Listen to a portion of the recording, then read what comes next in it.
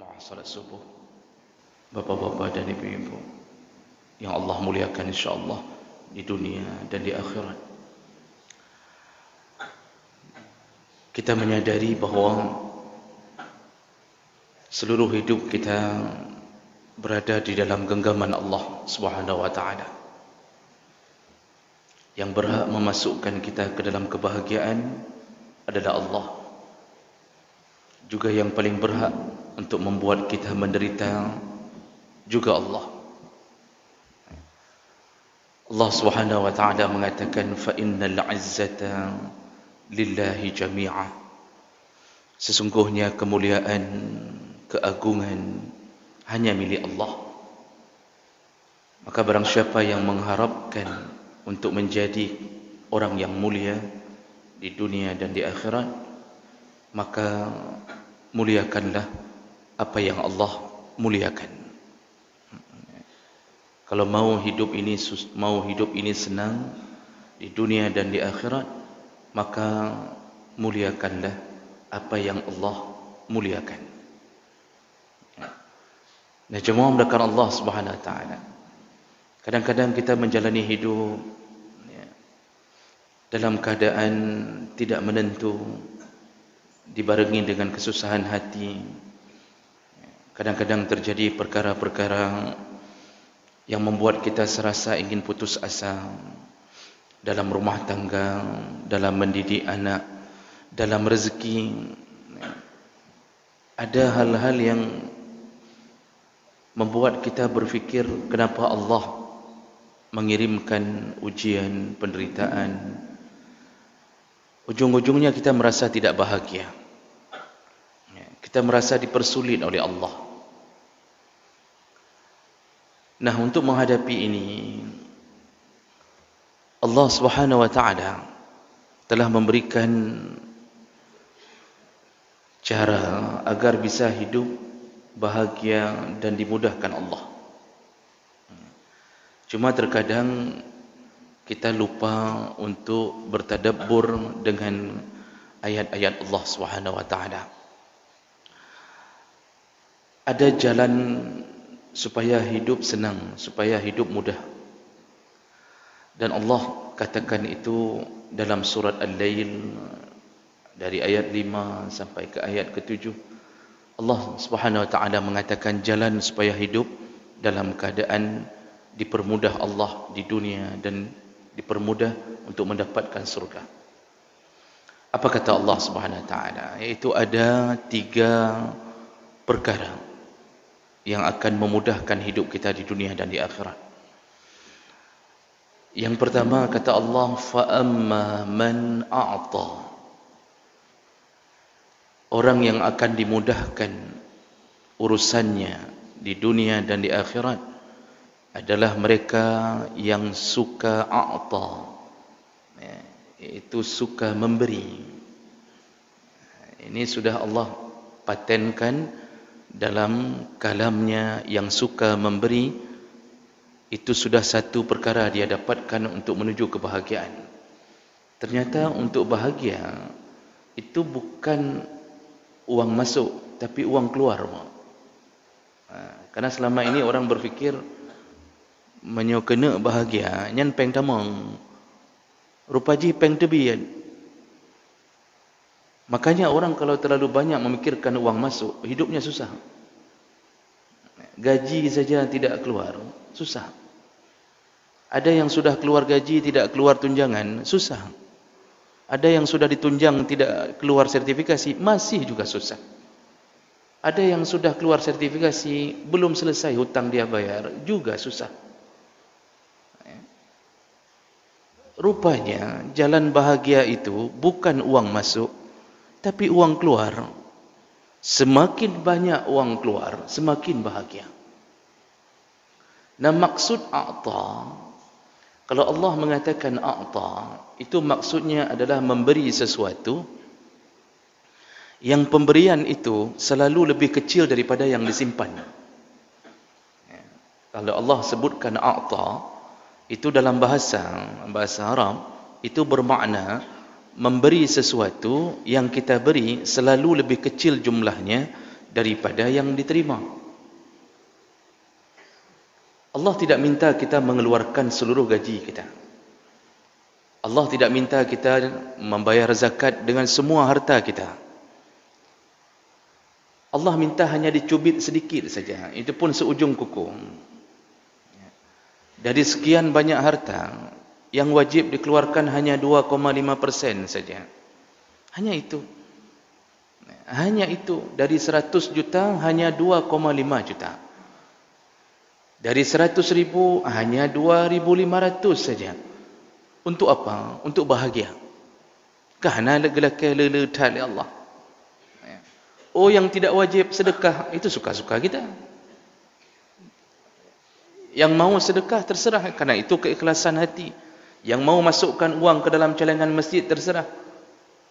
Biasanya kalau orang memberinya kecil-kecil, itu ditutup-tutup dengan jari. Hanya lewat celeng, kalau pemberiannya sikit 1,500, yang getup dia tutup dengan jari. Tapi yang model-model uang merah dia buka lebar-lebar, yang lipat dikegok belum. Dia buka dulu dari dompetnya, lalu dilipat pelan-pelan. Nah, itu ciri-ciri orang mau kasih banyak, itu berarti. Biar semua dunia tahu, nyompat peng merah kujuk apa?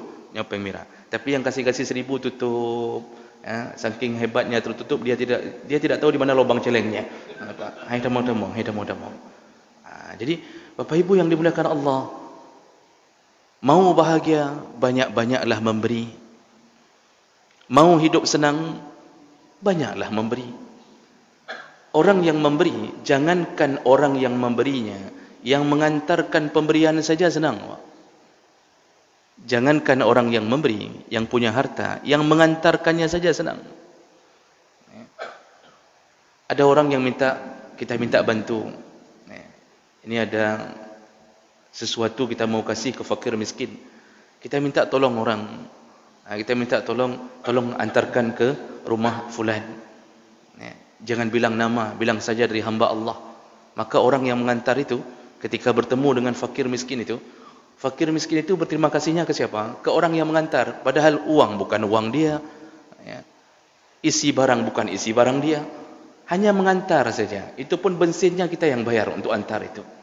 Tapi begitu dia berhadapan dengan fakir miskin itu, Masya Allah, hatinya begitu diucapkan terima kasih beraya tat, kani intat barang, terima kasih bapak sudah antar. Itu enggak keluar kalimat. Kadang-kadang dari tukang yang mengantar ini, oh enggak usah sama saya, terima kasih. Enggak, dia terima saja terima kasihnya begitu saja. Dan itu membahagiakan. Itu yang ngantar bahagia, begitu pulang bahagia, lempang hati. Itu baru yang ngantar, belum yang mempunyai harta. Tapi ketika kita uang masuk, tiba-tiba masuk SMS banking, masuk uang 4 juta. Kita ini mulai bermasalah di hati. Kalau ada orang yang punya isteri lebih daripada 2, lebih bermasalah lagi. Menutup-nutupi uang masuk dari isteri pertamanya, nyoki bancara teduh. Kemudian dia mulai memikirkan apa yang harus kita lakukan. Bagaimana cara menyimpan uang ini agar cukup untuk hidup sebulan. Semua pikirannya diajak untuk bekerja. Tapi ketika kita mengeluarkan, pernahkah pikiran kita memikirkan kembali? Pernahkah kita memikirkan kemana dibawa uang itu oleh si miskin tadi ya? Atau apa? Digunakan untuk apa? Enggak pernah. Lempang, hati lempang, pikiran lempang akibat memberi. Jadi ketika seseorang ingin mendapatkan kebahagiaan, banyak-banyaklah memberi. Jangan menjadi orang bakhil. Karena orang bakhil disusahkan hidupnya oleh Allah. Semua benci kepadanya. Allah benci, malaikat benci, manusia benci, kawan benci, lawan pun benci. Semua benci ke orang pelit. Allah benci kepada orang pelit. Allah benci sekali orang yang tidak bayar zakat. Karena itu sebuah kewajiban. Sampai Allah mengatakan, sayutawwaquna ma bakhilu bihi yaumal qiyamah. Orang yang hari ini tidak bayar zakat, hasil jualan setelah hitung setahun melebihi nisab. Nisab orang perdagangan itu 85 gram emas, sekitar 28 manyam. 28 manyam kali 2,5 juta, itu sekitar 60 juta sekian, hampir mendekati 70-an. Jadi kalau hitung buku setiap tahun, tutup buku ketika kita menemukan uang kita setelah mengeluarkan biaya hidup primer, biaya hidup yang utama, ya, uang listrik, gaji pegawai, kemudian menghitung semua kebutuhan untuk rumah, ya, belanja per bulan, dan semuanya sudah diselesaikan, hitung-hitung ternyata uang kita melebihi 70 juta. Nah, di saat itu kewajiban kita, Allah minta sedikit untuk membersihkan harta, yaitu 2,5%. Itu pun menunggu setahun. Di atas 70 juta, itu bukan langsung bayar. Banyak orang salah faham bayar zakat hari ini, mengira begitu berkumpulnya uang, langsung bayar kan. Banyak sekali saya lihat yang salah faham, begitu berkumpulnya uang di atas 70 juta, berarti sudah terkena satu syarat, yaitu syarat nisab. Baru syarat nisab. Apakah langsung keluarkan? Tidak. Tidak langsung keluarkan. Belum syarat kedua, yaitu haul. Jadi harus nunggu dulu setahun. Jadi misal kita punya rezeki, tutup buku, dapat 70 juta. Berarti di atas nisab. Di atas 85 gram emas. 1 Januari 2020. Itu uang kita yang setelah hitung-hitung bersih. Apakah langsung bayar? Tidak. Syarat kedua, menunggu setahun.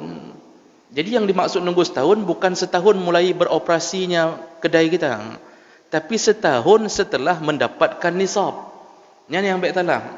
Setahun setelah mendapatkan nisab.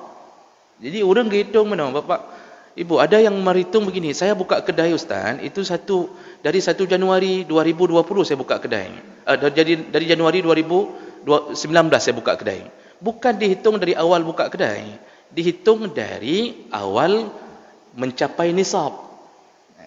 Begitu sudah mencapai nisab, di atas nisab, maka untuk bayar itu tahun ke depan, bukan ketika mencapai nisab. Jadi nunggu lagi setahun.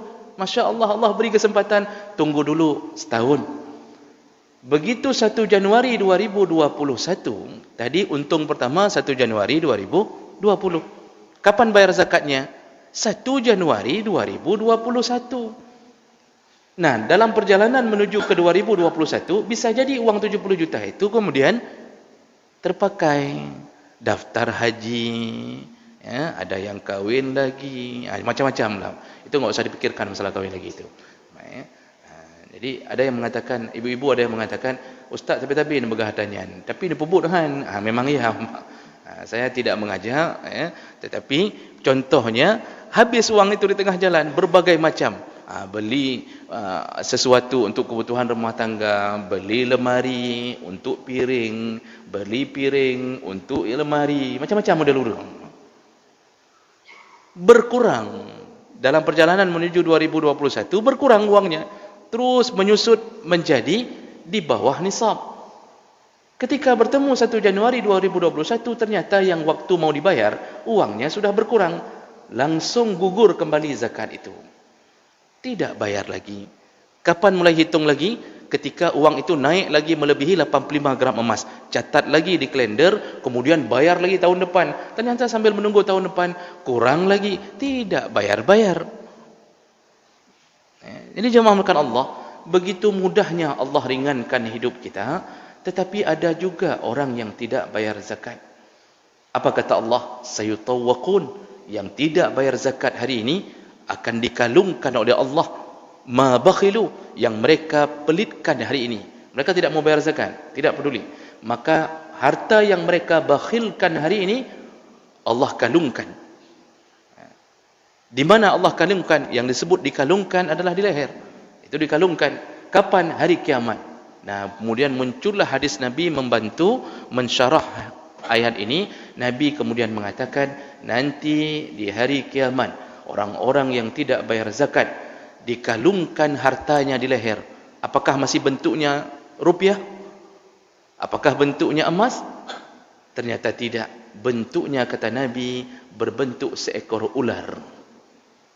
Harta itu berbentuk seekor ular. Hadis sahih. Lalu ular itu saking dahsyat bisanya sampai kepalanya botak. Kulit di kepala sampai botak, hana kulit dia terhulai karena terlalu banyak bisanya, kata Rasulullah. Nah, ular itu lalu mengatakan kepada si pemilik, akulah hartamu yang engkau tahan-tahan di dunia. Dimulailah siksa dari hartanya sendiri. Subhanallah. Allah saja benci kepada orang yang bakhil. Allah benci. Malaikat benci kepada orang yang pelit. Sampai malaikat setiap hari berdoa kepada orang yang pelit. Dia berdoa kepada Allah untuk orang yang pelit. Apa doanya? Allahumma a'ti mumsikan talafa. Ya Allah, hancurkanlah, nepancur ya Allah, binasakanlah. Apa yang binasakan? Harta orang ini ya Allah, bangkrutkan, nepabih ya Allah. Doa malaikat tidak mungkin ditolak Allah. Maka orang pelit itu tidak pernah bahagia hidupnya. Peng tamang le, uang masuk banyak, uang keluar lebih banyak. Hidup tidak pernah bahagia. Ada saja masalahnya. Dikejar-kejar sama tukang kredit. Jangankan tukang kredit, anjing pun mengejarnya. Kan tukang kredit mendang elok dia. Hati-hati elok dia, hati merempak elok hati. Jadi jemaah melakukan Allah, subhanallah, malaikat benci. Manusia jangan tanya. Adakah di antara kita yang suka berteman dengan orang pelit? Paling perkenalan pertama waktu kita tidak tahu bahawa dia pelit. Begitu kita ajak minum kopi, ternyata kita terus korbannya. Yang bayar kuih ke tanya, yang bayar lontong ke tanya, yang bayar ketupi ke tanya. Besok kita ajak lagi, ternyata kita lagi juga yang bayar. Maka dua kali begitu, semua orang akan berpikiran yang sama. Mati hang kuduk leh ngaji. Masya Allah, akhirnya hilang kawan. Tidak ada kawan. Dia mana-mana diajak tidak ada. Semua benci kepadanya. Binatang lebih benci lagi. Kucing, kalau bertemu dengan orang pelit, kucing tidak pernah minta daging megang sampai sekilo, bang. Kucing tidak pernah minta ikan sampai seutuhnya. Kucing tidak pernah minta itu. Yang dimeong-meong oleh kucing itu minta apa? Minta bekasan tulang ikan. Seakan-akan dia berkata, na lebih bacut, ulai engkut, na lebih bacut. Waktu dia meong itu sebenarnya itu yang dia bilang. Kalau tidak percaya, bapak tanya ke dia sebenarnya. Ada lebih kepala ikan sedikit, ada lebih ekornya pun boleh, tulangnya pun boleh. Oh, yang di sana tulang-tulang apapun, berilah kami sedikit. Itu yang diminta oleh kucing. Tapi orang pelit, Masya Allah, ditendang kucing, ditutup pintu, tidak diizinkan sama sekali. Makanya kadang-kadang kucing dendam, Pak. Kalau kucing sudah dendam, nyan bukan tulang dan ekor yang dia cari lagi. Semua isi rumah, dia intip-intip, habis dempu-dempu, habis, Pak. Itu belum lagi dia keluarkan dendamnya melalui toheknya. Makanya kadang-kadang kucing itu kenapa bau sekali taiknya.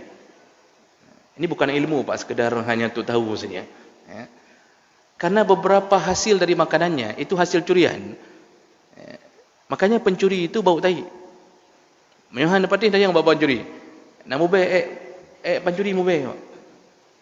Itu hasil daripada makan haram. Tapi tidak haram bagi kucing karena tidak ada syariat untuknya. Maka jemaah melakukan Allah, semua makhluk Allah benci kepada orang bakhil. Tapi orang yang dermawan, semua makhluk Allah mencintainya. Mulai dari malaikat Allah, manusia mencintainya, binatang-binatang mencintainya, semua mencintainya. Akibat dicintai, dimudahkan segala urusan di dunia dan di akhirat. Kita pernah tolong orang, Pak. Ternyata orang itu kemudian diterima di sebuah lembaga pekerjaan. Ketika dia bertemu kita kembali dan kita ternyata ada urusan di lembaga itu, pasti dia akan segera mengeluarkan segala daya upaya untuk menolong kita. Dia langsung tanya, apa yang bisa dibantu, Pak? Apa bapak duk mendang. Dia teringat apa yang kita beri, dia teringat ternyata dia sekolah dengan beasiswa kita. Bahkan ada yang Masya Allah, ada hari ini orang yang pernah disekolahkan oleh seseorang. Saya tidak sebutkan orangnya karena areanya masih luas. Itu hari ini diumrahkan oleh orang-orang yang pernah dia sekolahkan tanpa dia memintanya. Diumrahkan, dibawa ke mana-mana hanya karena pernah memberi SPP anak ini ketika anak ini dalam keadaan miskin. Semua orang mencintainya. Jadi jemaah melakukan Allah, bahagia bisa ditemukan dengan uang keluar, bukan dengan uang masuk. Maka banyak-banyaklah memberi. Dan lihatlah dalam Ramadan, subhanallah, Allah mendidik kita untuk banyak-banyak memberi di dalam Ramadan.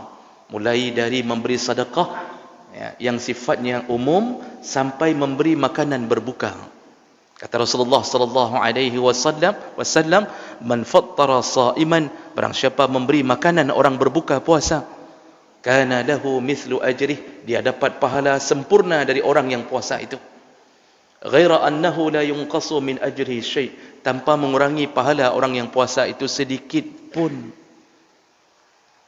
Bisa bayangkan Bapak Ibu, satu kurma kita kirimkan ke masjid ini, maka siapa yang makan kurma itu dari orang yang berbuka puasa, pahala dia dikopi oleh Allah, dipaste ke catatan amal kita. Jadi gecok oleh Allah pahalanya, orang yang makan kurma pemberian kita itu diambil, lalu dicatat ke atas catatan amal kita. Itu baru satu kurma. Bagaimana kalau kita kasih kurma ke masjid ini 100 kotak, 2 kotak, berkilo-kilo, setiap sore ketika berbuka kurma kita disusun di atas piring, lalu kemudian 100 orang berbuka, pahala kita setiap hari dalam Ramadan 100 orang berbuka puasa. Sempurna pahalanya, diambil Allah, diberikan ke kita tanpa mengurangi pahala mereka. Begitu mudahnya menumpuk-numpuk pahala. Seandainya Ramadan ini Ramadan terakhir bagi kita, mungkin kita meninggal Idul Fitri, maka seluruh pahala itu akan menyelamatkan kita di akhirat. Maka berlomba-lombalah memberi makan orang berbuka puasa. Kirimkan ke menasah, kirimkan ke masjid, berlombalah. Kemudian lupakan. Setelah memberi, lupakan. Tidak perlu difoto-foto berulang-ulang sampai ke dalam piring-piringnya difoto, lalu dibuat tanda panah waktu diedit kembali fotonya. Nyo atalong jo, mudah-mudahan Allah menerimanya. Ada yang marah-marah kadang-kadang waktu disusun oleh panitia, bercampur dengan bakwan orang, bercampur dengan risol orang, lalu dia mengatakan, yang lain pindah ke dia, penduduk kurma dong, macam-macam. Nyan pi salah. Karena Allah tidak mengurangi pahala. Allah tidak mengurangi pahala, maka jemaah melakukan Allah, memberilah. Hiduplah dalam keadaan memberi. Jadi jangan terlalu banyak disimpan harta.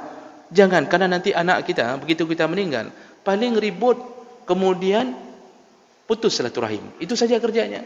Ayah terlalu banyak harta, ribut, lalu putus silaturahim. Ibu-ibu jangan simpan harta terlalu banyak. Jangan simpan harta. Yang emas yang sudah disimpan sampai 50 manyam jual menjelang Ramadan. Habiskan harta sekitar 3 sampai 5 juta. Berilah setiap hari. Habiskan. Karena itulah modal kita berjumpa Allah. Yang kita simpan itu untuk apa? Hanya untuk membuat anak-anak kita mempekir. Oh, dulu nanti ada yang memikirkan, ini kan untuk simpan ke anak juga berpahala. Benar. Tapi dulu kita miskin. Ternyata Allah hari ini pelihara kita. Bahkan dulu orang tua kita tidak meninggalkan apa-apa untuk kita. Tapi kita bahagia hari ini. Ketahuilah, setiap darah yang hidup, pasti Allah sudah tanggung rezekinya. Jadi jemaah melakukan Allah, mau bahagia, banyak memberi. Kemudian 2 perkara yang terakhir, singkat pada saya. Setelah Allah mengatakan fa'amma man a'ta, lalu Allah katakan jalan bahagia berikutnya adalah wattaqa, suka memberi dan kemudian bertakwa. Jadi orang yang akan bahagia adalah orang takwa. Takwa itu Pak sering didengar tapi susah dilaksanakan. Takwa itu imtisal awamirillah wajtinabu nawahihi sirran wa alaniyah. Takwa itu menjalankan semua perintah Allah lalu meninggalkan semua larangannya, baik dalam keadaan terang-terangan maupun dalam keadaan sembunyi-sembunyi. Jadi kita ini harus dua-duanya komplit. Selain takwa, menjalankan perintah Allah. Ini kita sudah jalankan perintah Allah. Alhamdulillah, Allah lepaskan kita dari sifat munafik. Begitu ringan bagi kita untuk salat subuh. Ini takwa. Tapi baru satu sisi. Kalau keluar dari sini masih melakukan yang haram, maka kita belum takwa. Karena takwa itu harus komplit. Lakukan perintah, tinggalkan larangan. Maka yang terjadi hari ini, ada orang merasa bertakwa dengan baju kokonya, dengan kain sarungnya, dengan peci. Dia merasa bertakwa. Kenapa? Sudah mulai berjamaah. Lalu dia merasa bahwa sudah masuk takwa. Belum. Lihat, habis keluar dari masjid, masih melakukan haram atau tidak? Lihat, habis keluar dari masjid, masih berani ambil sendal orang atau tidak? Yang mirip-mirip dengan sendal kita. Lihat, habis keluar dari masjid, masih berani ambil pinjaman di kredit bank atau tidak? Kalau itu masih terjadi, sembahyang aja. Yang ini pebur riba, pebur aja. Kalau keluar dari masjid, masih membuka HP, melihat tampilan-tampilan porno, jangan merasa diri takwa. Jangan merasa diri takwa. Karena kita masih menggabungkan antara hak dan batil. Takwa itu takut kepada Allah, takut dengan nerakanya, yang takwa. Makanya tujuan puasa apa? La'allakum tattaqun. Semoga setelah Ramadan bertambah-tambahlah ketakwaanmu, engkau menjadi orang takwa. Maka sudah bisa dipastikan siapa orang yang gagal Ramadannya, siapa yang tidak terima Ramadannya. Lihat saja setelah Ramadan. Kalau habis Ramadan semenjak hari raya sudah mulai tidak nampak lagi di masjid Allah, jadi bye-bye dengan masjid Allah, urut terakhir Ramadan. Sudah melambaikan tangan, tidak lagi menuju ke masjid. Itu sudah mulai tahu bahawa orang-orang yang Ramadannya tidak makbul. Kalau sudah selesai puasa kemudian masih melakukan maksiat, maka diketahui begitu jelasnya Ramadannya tidak makbul. Makanya ada orang yang mungkin sudah 30 tahun enggak pernah diterima puasanya. Tidak pernah diterima. Jadi kita tahu puasa kita diterima atau tidak, lihat diri kita setelah Ramadan. Bertambah takut dengan Allah atau tidak. Kalau tidak, jangan pikir bahwa kita termasuk golongan orang yang bertakwa. Jadi kalau sudah sampai pada tingkat takwa, Allah mudahkan hidupnya. Makanya Allah katakan, "Wa may yattaqillaha yaj'al lahu makhraja." Orang yang bertakwa kepada Allah, Allah berikan jalan keluar dari segala sisi, dari segala sisi. Allah berikan jalan keluar. Yang terakhir, wa saddaqa bil husna. Jadi jalan menuju bahagia yang terakhir adalah dia percaya kepada al-husna. Ahli tafsir menyebutkan al-husna banyak maknanya. Salah satu yang paling kuat yang dimaknakan adalah percaya kepada janji-janji Allah, yaitu sesuatu yang gaib, surganya, nerakanya, janji tentang pahalanya, penuh dalam imannya. Jadi kita ini berjalan di atas keyakinan. Kenapa hari ini kita mau datang untuk salat subuh? Padahal kita tidak pernah lihat pahala, 4 pahala. Mana pahala itu? Tidak pernah lihat. Sentuh? Tidak pernah. Di mana dia? Tidak tahu. Tapi kenapa kita mau salat subuh? Karena kita percaya pasti ada ente kebukanya, ente. Bahasa-bahasa nanti hari kiamat, itu semuanya sadaqah bil husna. Masa kita datang ke tukang cukur, mau potong rambut tukang cukur, kita serahkan hidup kita bulat-bulat kepadanya. Waktu tukang cukur memegang gunting, begitu bunyi suara gunting, hanaya membacut lebih. Bisa jadi tukang cukur itu murid kita waktu SD yang kita pukul, yang dia menyiapkan rencana balas dendam. Begitu kita ditidurkan di kursi cukur itu, begitu model mulai ditidurkan, silet sedikit saja dia potong leher habis. Bisa jadi dia murid kita yang dulu pernah kita pukul, yang begini cukup hanya gurenya yang paling palak keroji macam. Dia silet sedikit saja habis. Tapi Masya Allah, kita begitu tenangnya datang, mau potong-potong lah. Begitu ditidurkan, yang tengah dalam dia kursi. Tidur di atas kursi tukang cukur itu, dompet nampak, uang nampak.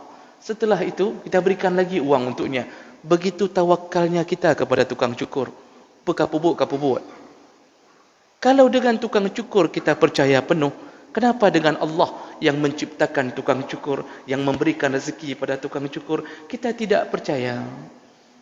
Ini yang bermasalah. Banyak orang hari ini ragu-ragu terhadap adanya surga, maka tidak rindu ke surga. Yang hana-hana sama yang subuhnya mandu, mana rindu ke surga. Hari ini kita salat tarawih demi mengharapkan kemuliaan di akhirat. Yang tidak pernah salat tarawih, itu tidak ada rencana untuk bertemu Allah. Hari ini kita percaya neraka dan dahsyat azabnya, maka orang yang takut ke Allah percaya dengan apapun yang Allah katakan.